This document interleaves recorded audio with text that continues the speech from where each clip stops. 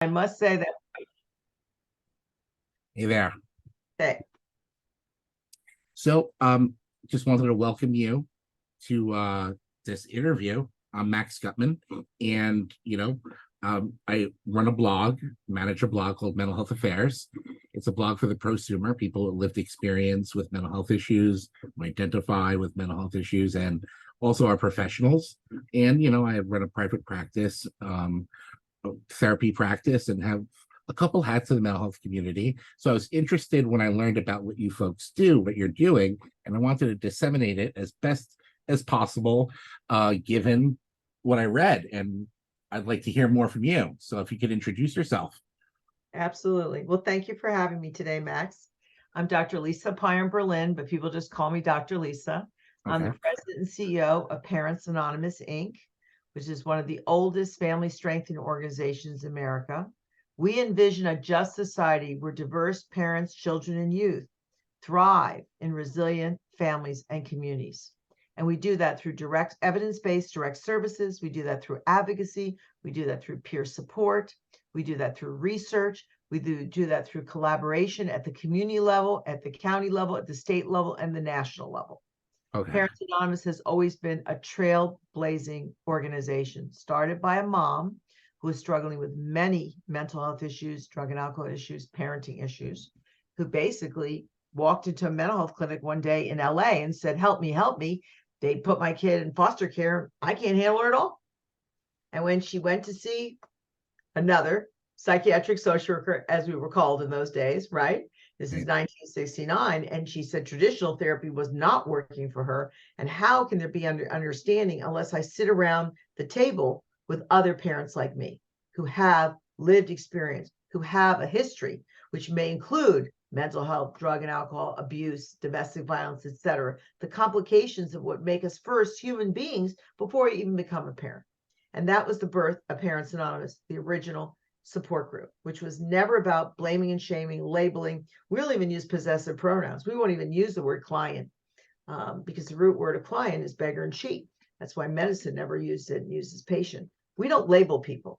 People want to call themselves an addict, call themselves in recovery. That's up for them to do. We're here to support them in their parenting role, as well as children and youth of all ages. So we work with adults up to 25 who may not be a parent, but they're a young person struggling with all kinds of issues. So they can call our helplines. They can come to evidence-based weekly support group. They can get peer support. They can go to online peer groups that we run. And we also do peer support training. So we are training in California. It took us 20 years to convince the state of California that, maybe we should have certified peer support specialists. Literally took 20 years. And now we do. And we're one of the 20 trainers in the state to train those people as they fall under Medi-Cal. In California, we call Medicaid, Medi-Cal. So they're called Medi-Cal certified peer support specialists.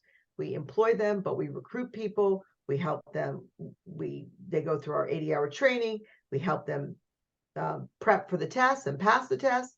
We help them find a job or a volunteer position they might want, and then we support them for 6 months afterwards. So it's a complete program. It's not like, oh, I went to this training, now what am I going to do with it? So a lot of people in the field who may have lived expertise might want to get involved. Maybe they don't have a degree in the field. Maybe they're just starting to go to graduate school, like you said, the prosumer. That is a word I'm learning from you. Thank you for letting me know what that is. There's so many derivatives of that. And we say lived expertise, because lived experiences, I know how to drive a car. Lived expertise puts me in a different group so that I'm considered expertise about my life and my journey to share that with others, to advocate for changes in policies, and to ensure that programs like Parents Anonymous and other programs are out there, available people, no cost, no cost. Okay. So we raise all the money to serve millions of people over the 54 years we've been around for free. And we're going to continue to do so nationwide. Wonderful. Wonderful. So, I mean, I'm picturing in my head someone like myself or another person with a mental health disorder or a substance abuse issue, you know, in the birthing room or, having a child, and the issue being that maybe there's toxins or there's a social worker says that do you have a mental health disorder? And like, you have a child was just born, we're going to take the kid. And I'm thinking to myself, like, where does your organization bump up against the limits of the law, and how to facilitate like an intervention around what's going on? Because I mean, you can't So change the reality of the law. So exactly, but the law, we have something called Safe Care. The Safe Care program was started in the Child Abuse Prevention Treatment Act at a federal level to say a pregnant mom who may be struggling with drugs or et cetera, should get help to get off drugs, not immediately remove children. And just because a person is struggling with mental health issues doesn't mean they can't be supported to be a good parent. This right, knee-jerk reaction to say, oh my God, I know many parents who kind of parents who their medication wasn't working, they're suffering from bipolar disorder, they go to the emergency room because that's the only place in America they can go, right? And say, I need this rebalance, I need help. And immediately, do you have kids? We're taking your kids. Not like, we can help you, and how can we support this whole family? So our approach in America, it starts with blame and shame, and parents are top of the list. We disregard parents every single time. We're saving the children from the bad parents. What do you mean? This child is struggling. If you have a child struggling with substance abuse or suicidal ideation, that's a pressure on that parent, worrying every day, what is going to happen? They go to therapy 1 hour a week, and I'm thinking, like, what do you think's happening the other 23 hours a day and the 24 hours every other day? Those parents or those people raising that child, they need support, not blame and shame. And they have other children. I And agree we with you. isolate them by saying we're going to fix these children without saying we need to help the parents who are raising children, not help the family. I really am, I think it's abusive to say to me, you're dialing the family up. You're not dialing the family up. You're worried about my kids who are adults. You're calling me, the mother. You're calling my husband, the father. You're not dialing a family. And if you look at every government agency, the word parent doesn't even exist. But they're accusing the parents of this. They're holding the parents responsible for this, but they're saying children and families. I'm like, what family did you dial up? I Who are you agree with you. I agree with you that there's an issue here, but I'm asking you, how do you change the way that the hospitals and social workers, all these people treat the reality of the situation? Like, there are regulations that say you have to do a certain thing if you're a social worker, and if you see something, you have to act, right? You're a right? But mandated remember, reporter. mental health is not in the federal law as a child abuse and neglect incident. I'm sorry. Okay. Yeah. You're depressed and you're on medication and you're in therapy. If people say, yeah, I just got out of the hospital, I don't know, I can handle this, baby, I need help. Yeah. We need to try to find a system to help people, which doesn't mean traumatizing and separating and putting everybody with strangers. So we talked about years ago, family preservation, wraparound services. We're going to give Sure. people services right in the community. You've been in the field before, right? Yeah. We're going to start where people are at. They need a car so they can get a job. Well, how can we get them a car? They need to live in a less violent neighborhood so their kids are safe walking to school. Well, that's a tough one because housing is a real challenge. So we create these things in America and then we act like there's total equality. And why isn't everybody doing great? So what are you talking about? But in my experience working in the field, when DSS gets involved or some sort of worker that has to make a determination, they do their own independent assessment, right? And they do their own evaluation, and they'll make a determination whether or not it's safe for that child to be in the home or not. But I would guarantee you, and New York has been suffering from this racist problem that we have. Okay. They did a blind study in Westchester County in child welfare. The worker came back after meeting the family and investigating potential child abuse, Right. and they could not say the race, and the numbers dropped against Black people. Dropped dramatically. So if you're not telling, we know there's racism. There's 4 times as many. I mean, in LA County, it's even worse. Okay. If you're Black versus being Latino, you're going to get reported over and over and over and over again. So just reporting people does not mean you're helping people. Okay. I agree with you. Imminent danger, and the assessment is done by people who are not like you and I, who are not mental health experts. Oftentimes, it's a 24-year-old with a bachelor's degree in a rural part of New York or any place in this country who has a history degree who's now saying a checklist. Bum, bum, So bum. what are you doing to educate the country about that? That's an issue, that you have someone with a checklist running the show. Are you like, Well, that's what I'm yes, saying. That's a we are doing problem, right? advocacy. We are right. We are working. Okay, so we launched in 1969 a national parent helpline, which was Yeah, featured on 60 Minutes. And we want to revive that because the government is not investing anything in prevention. They talk prevention, but they don't know how to do prevention. right. They're putting, it's wonderful, $20 million a year into a national domestic violence hotline. Beautiful. You put zero in for parents to call because my 4-year-old is biting kids in preschool and I'm going to lose my job if I have to go pick them up one more time. And I need help now. I need help emotionally. I need help for concrete supports. I need help in my role as a parent. We ignore that, though there's 75 million children in this country. Just add one parent to each of those. That's 150 million. That's almost half the population. Nobody cares about parents.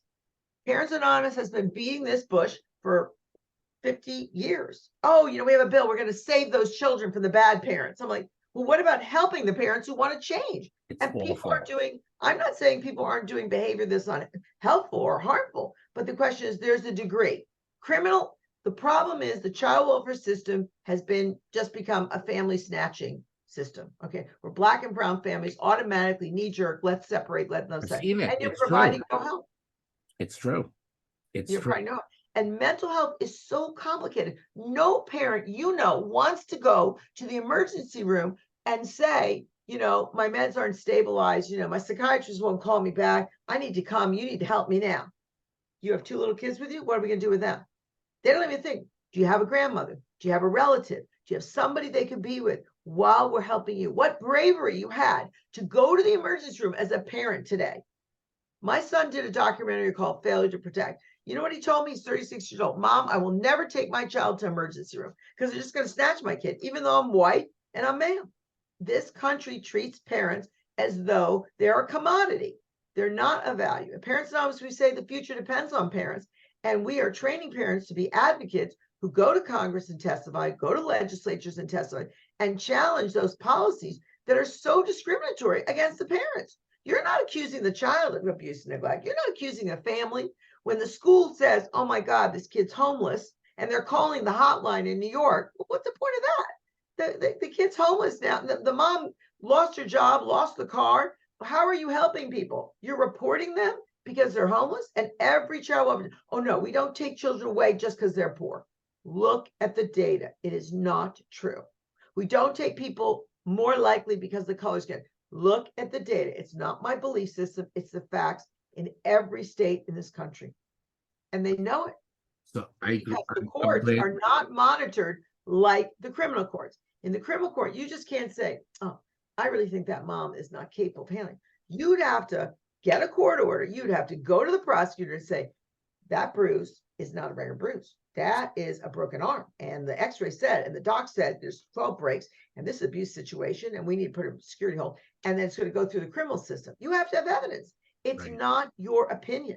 The opinion of one person, when you say assessment, the assessment tools are very fallible. You know that. Of course they are. Yeah, they are. That's why. They are traumatizing children and parents for life on these checklists, these risk checklists. They have 3 things here. They don't have a stable home. They open the door of the refrigerator. Right? They don't have enough food. Instead of how can I get them food? I became a social worker, and you did too, I assume, to help people. Right. To help people. Yes, exactly. Not to spend my time. I'm not the police judging people. But when there's something serious, of course I've reported abuse and neglect. Of course, I've told parents, you need to report this. You're out of control. And we've helped people report. But the problem is the trauma of removing children and offering no help. It just makes the trauma worse. And there are long-term studies. MIT did a study in Chicago. They removed these children. They had about the same kind of problem. They matched them up. They looked at them 10 years later. These kids they removed in prison, on the street, no job, no high school, drug, mental health, exorbitant. If they had just left them there and provided them with services. Now, people have to want services. I get it. Some people don't want services, but maybe there's an auntie who will help. Maybe there's a neighbor who will help. Maybe somebody you actually know. Your best friend's mom will take you in. People do that informally and never get involved in the system. It's in benefits. I agree. Sometimes it's just easier. It's just people will benefit more by staying out of the system. I agree. Now, you're talking about a talk screen that was done on a baby that's positive, okay? Yeah. The baby is now been exposed to meth or something serious, right? Yeah. Yes, there needs to be a separation of the parent, but also realizing who's going to take care of this baby who's now more than likely very colicky, more than likely to eventually have developmental issues. And what if the parents been trying to kick meth and they were off it once and they were on it again? I mean, why don't we talk about addiction but act like, why can't you just stop it?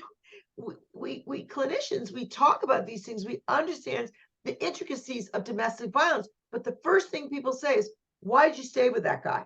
What's the matter with you? You abused your children by not getting away from this abuser who was beating you. And women and men will tell you it was dangerous to leave.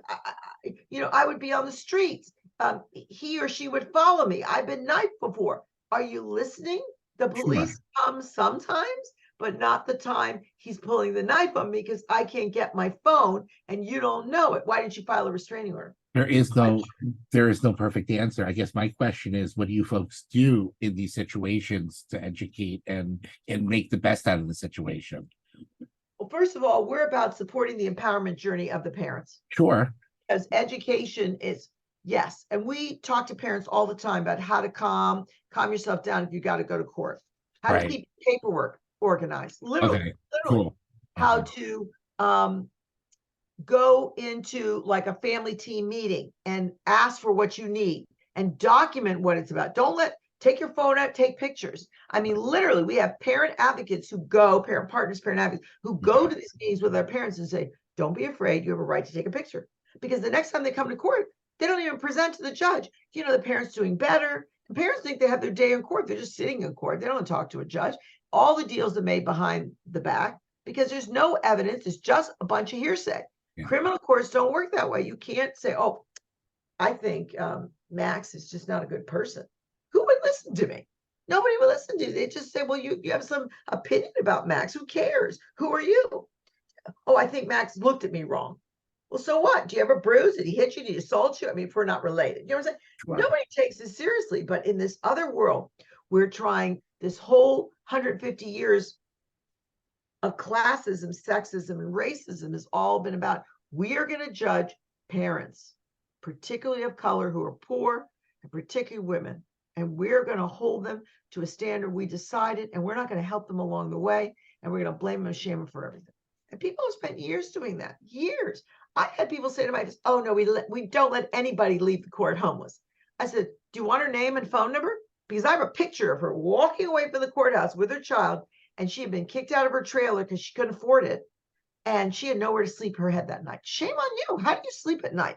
If you're here to help people, can't we accept that some people want help? Some people are struggling with mental health, and maybe they don't understand the help they need. So they go on and off their medication because it makes them feel uncomfortable. Then they medicate with alcohol or other drugs, and they're found walking around the streets shirtless, talking to themselves because they thought they were better, and they didn't like the effects of traditional medication, and they had no alternatives. But those adults who aren't associated, I mean, they have a parent who's worried about them running around the streets trying to find them. Right. Oftentimes, parents have adult children who've never gotten any help with their mental health. When schizophrenia was set, maybe between 15 and 20, and they were in college or they were away, and we don't have simple answers in mental health. We think take a pill and that's it. We don't.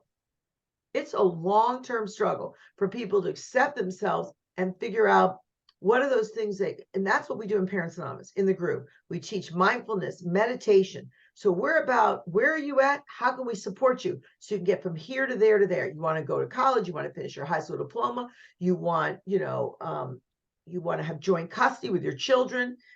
Maybe you've been in prison, maybe you've just come out of drug rehab and you want to get reunited with your family.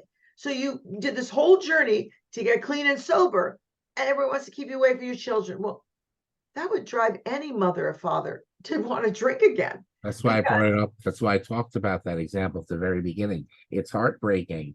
And it's one of the reasons why I fear, it's one of the reasons I never wanted to work in a hospital with newborns is I worried about be in a situation where I would ever have to deliver that news, or have to make that sort of judgment. But even if people are separated from that child, the problem with the system is they're offering no help. They're not saying, mom or dad, if you go to I drug agree treatment, with I'm going you. to get you in. I agree with you, and I right now I don't want to work in a system that's not offering any help, and I don't want to be a part of that, and as I'll work in a broken system that I'm trying to fix and that I have some solutions for, but I don't want to work in a completely broken, unworkable situation. That's, I can't work in that. I can't work in something that's not workable. So thank God that there are people like you out there that are willing to look at a solution to something that's not working. But I think what you're talking about is really important. The prosumer needs to partner with the consumer. I agree. We don't need to see this line that, oh, I'm a therapist, but I have lived expertise. Well, then you're sharing that. People who have lived expertise share that they have it. Otherwise, they're not in that world of peer, as far as I'm concerned. If you're not willing to share your personal story, then you're not in a therapeutic relationship, but in general, be a spokesperson. And I think we need to unite all these sectors, like we're saying, is so there are professionals working in the field who they themselves have suffered from these issues, maybe grew up in a home where there was these kinds of issues, and we're worried every day that somebody would find out that their mom wasn't taking the medication and they would be removed. So a lot of people in the field have experiences. What do you see? I'm throwing this back to you. How can we unite sort of the parents struggling and us supporting parents and the prosumer together so the voice stands strong? Not just, I'm an expert on schizophrenia, depression, anxiety, suicide ideation. Okay, great. That defines a mental health professional. But I experienced some of these things and I'm working with people. And I know from my experience that blaming and shaming don't work. Information and authenticity, right? It's about knowing stuff about yourself, self-awareness, and about illnesses and how things work, right? And about being real and off your authentic self, and being, true to what's going on with yourself, right? So I think if you combine being realistic about who you are and what's going on with you with your knowledge of and awareness of the world and scientific information, where can you go wrong? And that is where we need more prosumers testifying in Congress. Okay. Right. Okay. So there's this wonderful researcher I know, Dr. Bethel. She's at Hopkins Public Health. Okay. And she did all this research on what positive child experiences do you need to mitigate ACEs, adverse child experiences. We always talk about the adverse. What are the positive things that happen while we're growing up that can help us? And she used her own life experience and testified in Congress about where she grew up. Don't quote me on this, but there was some struggle going on in her family, and how there were two adults in her life, not her parents, who had birthday parties for everybody and did other things. And that became, in her study, one of the measures. So the people are looking at this, highly educated, highly published, white woman researcher, okay, talking about her childhood and how those positive child experiences and her research shows how we can turn these things around. So yes, your parent might have had a mental health issue that you can't wipe out. You can't say, oh, let's wash that away when it comes to mental health. Okay. You can't just say, oh, let's erase that. So that's considered an ACE, which contributes to the children's mental health. Okay. Right. If anybody who raised you had a drug and alcohol problem, that's a second ACE. You start now, if there was any domestic violence in that home, okay, that's a third ACE. You're getting right on the 4+, which gives you high risk for depression, anxiety, and all these things yourself. So if we need to mitigate the impact and those positive child experiences that Dr. Bethel talks about, and we use in our Parents Anonymous service. So everybody who comes to a Parents Anonymous group, every parent fills out a survey instrument because we're an evidence-based program, okay? And in the instrument, they talk about their childhood, their ACEs, their parenting, their resilience, all these psychological measures. Are they clean and sober? How many children they have? And then they ask the same questions about their own children. So we know at this moment in time, where are you at? your children's lives, no matter how many children you have under 18 and the ones over, but we first focus on the minors. And we use that as a basis to say, where do you want to begin your journey? You know, we're here to support you. We'll be here every week for 2 hours at the free support group with all these parents sharing, reaching out, mutual support, all the therapeutic mechanisms, you know, that we use. How can we support you? Given all the evidence-based tools and all the skills that you bring in, and your wealth of practice knowledge, do you find that a lot of the things that you bump up against have to do with just regulation and the way that just mental health is regulated in your state, and the way that maybe just where do you think you're bumping up against? The biggest challenge is that people perceive children as a commodity of the experts. They don't see that children are being raised by parents, and the focus needs to be on supporting and helping that parent, whether they're struggling or they're just struggling having a child who's got a problem. You cannot, that's what I think the failure of the system is. It's all about saving this child from these bad parents and never supporting these parents. I have dealt with 100 school districts.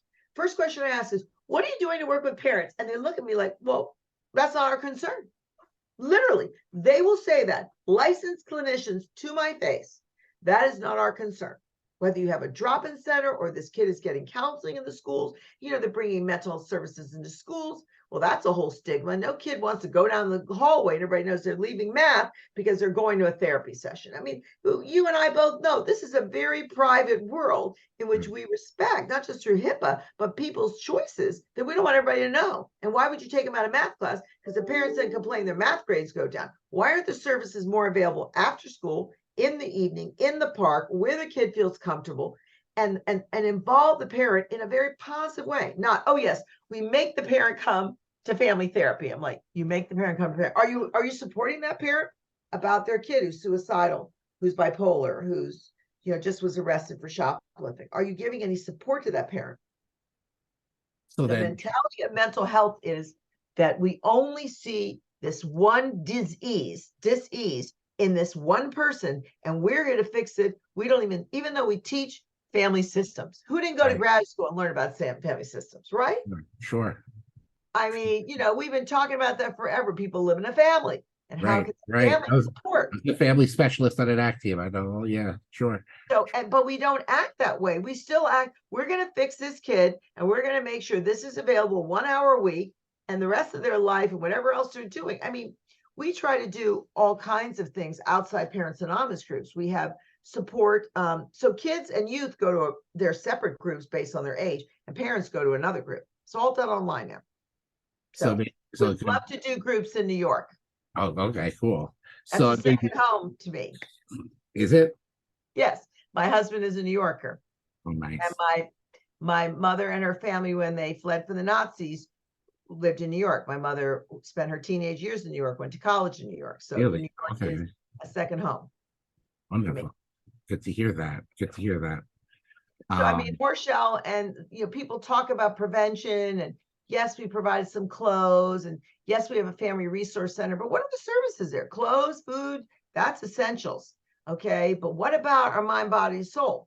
What about people feeling empowered? That's what I was about to say. Parents Anonymous is really about empowering parents, really. Well, here's what it's a little difference in our language. Okay. We're here to support the empowerment journey of diverse parents, children, youth. I don't know your power, so I can't empower you. And you can't empower me either because you don't know me. So we don't use any possessive pronouns, and we don't use language that sounds like we're empowering others. No, we're supporting their empowerment journey. Where are you at? Where do you want to go? Maria, Johnny, Susie, Jose, whoever you are, whatever your background is, doesn't matter when you come to Parents Anonymous, you're asked, where do you want to go? How can you get support from the group? There's a trained facilitator in every group. There's an elected parent group leader, and they work in shared leadership. And they learn to drop in their body and deal with their underlying emotional issues, because if we don't do that, there ain't no behavior we're changing. There's no science. We don't do anything that's not science. We open every group with meditation, and we teach people how to meditate on their own. We teach kids how to meditate on their own. Meditation, totally free, very effective, been around, 5,000 years? Can't even count. I love it. Egalitarian, evidence-based, holistic. Look at you folks. You know what I And mean? you know what happens as a result of that? The shared leader is phenomenal. There are parent leaders I will see in 2 days from now. I've known 27 years, and they're still giving back. So how do you build this community, as you said? So people come and seek help with Parents Anonymous, but the journey is a shared one. So all that shared community, sense of belonging and trust, when people come in, they don't trust nobody. And they're there with a bunch of strangers and some facilitator and some name. Well, what's that?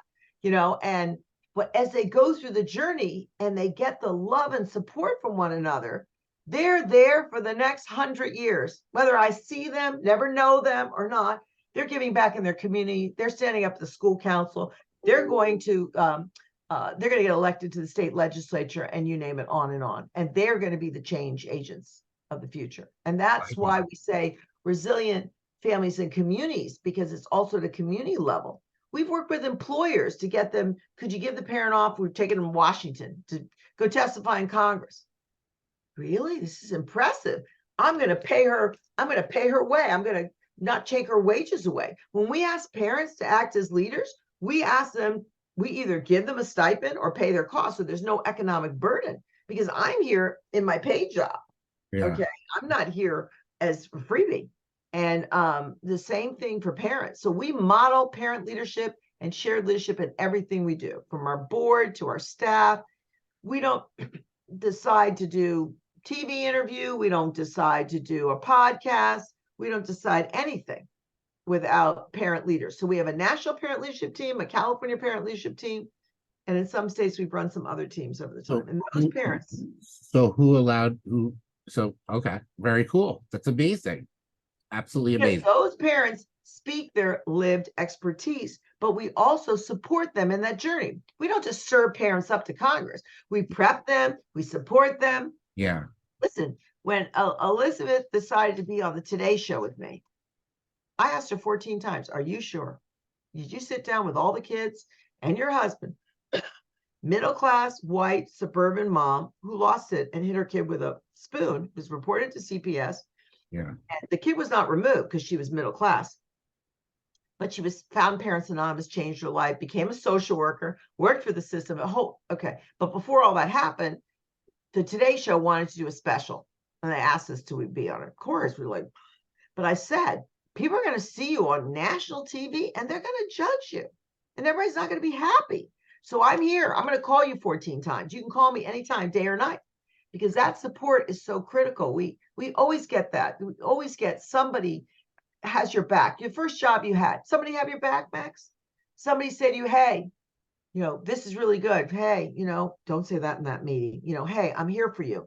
Come bring your questions. I couldn't agree with you more. Support is vital to mental health recovery. I published on how do you conceptualize support in recovery. You know what I mean? Not a lot of people talk about that. You throw around that word support this, I can be supportive, but what is support in recovery and in mental health? How do you think about that? What does it look like? Exactly. And I think for the prosumer, it's even a greater burden. What do you mean? Right. I've had staff people, professional people say, oh, I didn't tell anybody. I adopted a child, and when I was adopting them, I didn't even tell them I was a social worker. And then the child had serious mental health issues and all these other problems. And people would look at me like, well, why can't you take care of them? Snap your fingers and it goes away, because that's not what these problems are about. So Right. whether or not I have professional training or not, when it's my own children, when it's my own life, there's the personal that is part of the journey. And there's the understanding that's sort of the intellectual understanding. But you're right. People diminish support. Oh, like I tell them on the helpline, we provide emotional support. You know what we say when you call the helpline? What? Thank you for calling the helpline. And everybody pauses. Everybody's trained. I don't care how many, to say the same exact thing. How can I help you today? How can I be here for you? And people just break down and call, whether they're in a suicide ideation or their kid is driving them nuts or they lost their job or they broke up with their boyfriend, whatever the situation is, we talk to people about everything. And we don't turn anybody away, even if grandma's calling and she's struggling.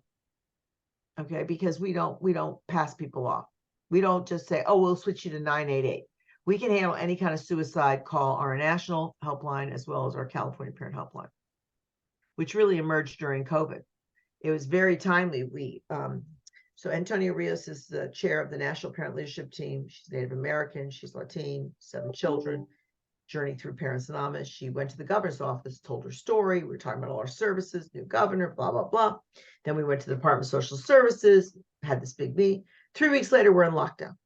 4:45, I'm texting these same people. You know all that stuff we talked about that Antonia and I talked to you about? We need to do that now because everybody's been sent home with their children, locked up at home, no school, no services. We don't even know what this virus looks like. We need a first responder system, which was all over the TV for parents, children, and youth. And it starts with a helpline.